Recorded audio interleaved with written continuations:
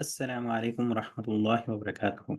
Bismillah walhamdulillah wassalatu wassalamu ala rasulillah. Welcome to this short presentation on Surah Fatihah. And I'd like to begin with this ayah from Surah Hijr, where Allah subhanahu wa ta'ala says, talking to the Prophet, وَلَقَدْ آتَيْنَاكَ سَبْعًا مِنَ الْمَثَانِ وَالْقُرْآنَ الْعَظِيمِ.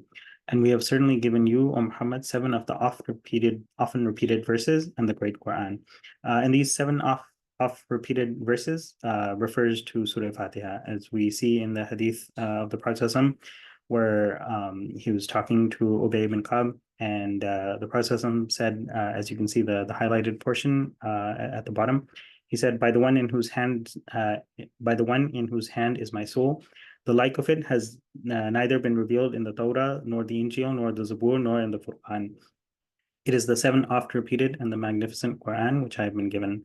And so, inshallah, in this short video, we'll talk about some of the virtues and amazing aspects of this surah that Allah subhanahu wa ta'ala blessed the Prophet with, and also his ummah. And so, subhanAllah, this surah is so short and yet so powerful. And we see when we study the virtues and benefits of the surah, we see why Allah subhanahu wa ta'ala has told us to recite it 17 times a day in our daily salah. And so another hadith which mentions the virtues of Surah Fatihah is the one reported by Ibn Abbas, where he mentions that Jibreel alayhi salam was sitting with the Prophet and they heard a creaking sound above, and Jibreel lifted his head and he said that this is a gate opened in heaven today which had never been opened before. Then when an angel descended through it, he said, this is an angel who came down to the earth who had never come down before. He greeted and said, rejoice in two lights given to you which have not been given to any prophet before you, Fatiha al-Kitab and the concluding verses of Surah Baqarah. You will never recite a letter from them for which you will not be given a reward. And so when we see just like the first few verses of Surah Fatihah, there's a couple of amazing aspects in these first few ayahs.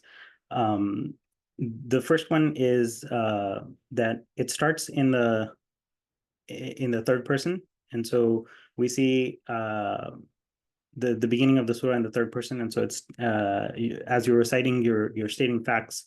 Alhamdulillahi Rabbil Alameen. All praise is due to Allah, Lord of the worlds, Ar-Rahman Ar-Rahim, the entirely merciful, the especially merciful, Maliki Yawmiddin, the master of the day of judgment. And then there's a shift after that into the second person. So at this point, we are directly addressing Allah subhanahu wa ta'ala. And so it shifts to the second person, Iyyaka na'budu wa iyyaka nasta'in. It is you we worship and you we ask for help.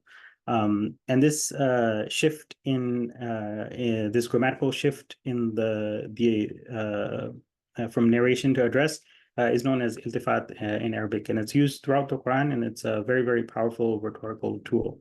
As Zamakhshari commented, there's two things that need to be established, and in these first few ayahs, Allah subhanahu wa ta'ala establishes them both. The first one is that Allah subhanahu wa ta'ala is the only one worthy of being worshipped. And so this is something that we see is established by the first few ayahs, which are in the third person. And then the second thing that needs to be established is that you yourself worship Allah subhanahu wa ta'ala.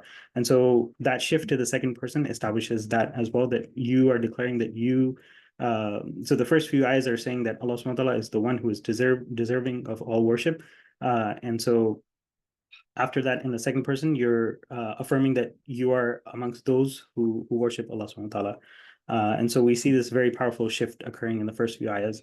The other amazing aspect is that in these first few ayahs, Allah subhanahu wa ta'ala establishes all the categories of Tawheed. So there's three main categories of Tawheed that the scholars have broken down into like the categories of Tawheed. The first one is Tawheed al-Rububiyyah, which is Allah subhanahu wa ta'ala being the only Rabb, that is the creator, sustainer, cherisher of the heavens and the earth. And then there's the Tawheed of Asma wa Sifat, which is the Allah subhanahu wa ta'ala's uniqueness in terms of his names and attributes, that they're his alone. And then the third one is Tawheed al-Uluhiyyah, which is Allah subhanahu wa ta'ala is the only ilah worthy of being worshipped. And so we see in the first ayah, Allah subhanahu wa ta'ala says, Alhamdulillahi Rabbil Alameen, that Allah is the Rabb of all the Alameen. And so that establishes his rububiyyah. And then we have Ar-Rahman Ar-Rahim and Maliki Yawmiddin, which are then established then some of the names and attributes of Allah subhanahu wa ta'ala. And then Iyaka na'budu wa iyaka nasta'in. You alone we worship, and you alone we ask for help.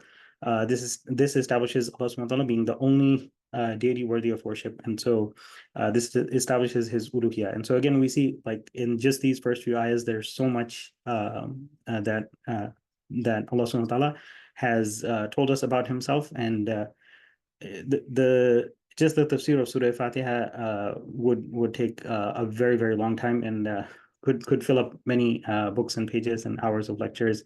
And so inshallah, this short video will in no way do it justice, but inshallah, it'll help us to learn and motivate us to learn more. The next amazing aspect about this ayah, Iyaka na'budu wa iyaka nasta'in, is how it's stated in the plural. And so it establishes both how Salah is performed in congregation, as well as establishing the Muslims as an ummah and a community, that it's a collective worship that we do. And then the next ayah, Ihdina as-sirata al-mustaqim, again, a very, very powerful ayah, very hard to translate. So if you look at the Arabic, so usually it's translated as guide us to the straight path. But if you look at the Arabic, it actually says Ihdina as-sirata al-mustaqim. It's actually literally, it would be guide us the straight path, because there's no ilah. And so in this case, where the preposition has been left off, it carries the meaning of both ilah and ala. So it actually means guide us to the straight path and along the straight path. And so again, we see very, very brief ayah, but very, very powerful. And in the last ayah, صراط الذين أنعمت عليهم غير المغضوب عليهم ولا الضالين. We see the explanation of this ayah, the الذين أنعم الله عليهم, as mentioned in Surah Nisa, is the النبيين والصديقين والشهداء والصالحين. And as Allah says, وَحَسُنَ أُولَٰئِكَ رَفِيقًا. So the prophets, the steadfast affirmers of truth, the martyrs, and the righteous. And excellent are those as companions. And we see from the hadith of the Prophet that he said that the Jews are those who Allah is al-Yahudu maghdubun alayhim wa nasara dulal. That the Jews are the ones who earned Allah's wrath, and the Christians are the ones who have strayed. And so these are the defining characteristics of both those groups. But of course, other people who have those characteristics also fall in those categories. And then we see in this hadith, where very, very powerful, where the Prophet describes Allah subhanahu wa ta'ala, and how the Fatiha is a dialogue between the servant and Allah subhanahu wa ta'ala, and it's also a dua. And so Allah subhanahu wa ta'ala responds to the dua of the servant. And so Abu Hurairah narrates that the Prophet he heard the Prophet declare that Allah the Exalted had said, so it's a hadith Qudsi, where the Prophet is quoting Allah subhanahu wa ta'ala, I have divided the prayer into two halves between me and my servant. And here as-salah refers to Fatiha, which again, as you see the beginning of the hadith, the Prophet said there's no salah without Fatiha. And so the essence of Fatiha being the essence of salah is captured in the Prophet referring to or actually Allah subhanahu wa ta'ala, since it's a hadith Qudsi, referring to the Fatiha as as-salah. And so Allah says, I have divided the prayer into two halves between me and my servant will receive what he asks. When the servant says, praise be to Allah, Alhamdulillahi Rabbil Alameen, the Lord of the universe, Allah the Most High says, my servant has praised me. And when he says, the most compassionate, the most merciful, Ar-Rahman Ar-Rahim, Allah the Most High says, my servant has lauded me. And when he, the servant, says, master of the day of judgment, Maliki Yawmiddin, he remarks, my servant has glorified me. And when the worshipper says, thee do we worship, and of thee do we ask help, he, Allah subhanahu wa ta'ala, says, this is between me and my servant will receive what he asks for.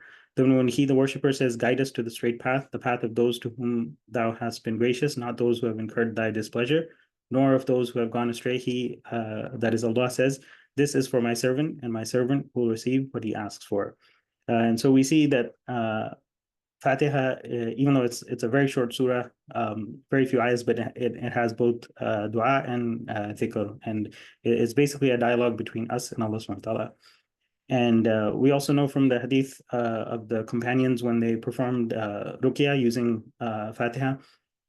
And so it's also it's a dua and a cure, and you can use it to perform ruqya. And so when they performed it, the Prophet when they came to him, he smiled and he asked them, how do you know that Al-Fatiha is a ruqya?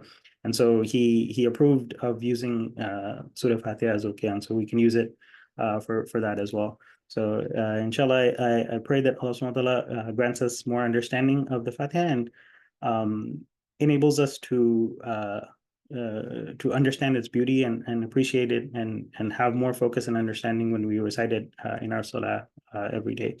Jazakallah khair. Subhanakallah wa bihamdik. Ashhadu an la ilaha illa ant. Astaghfiruka wa atubu ilayk.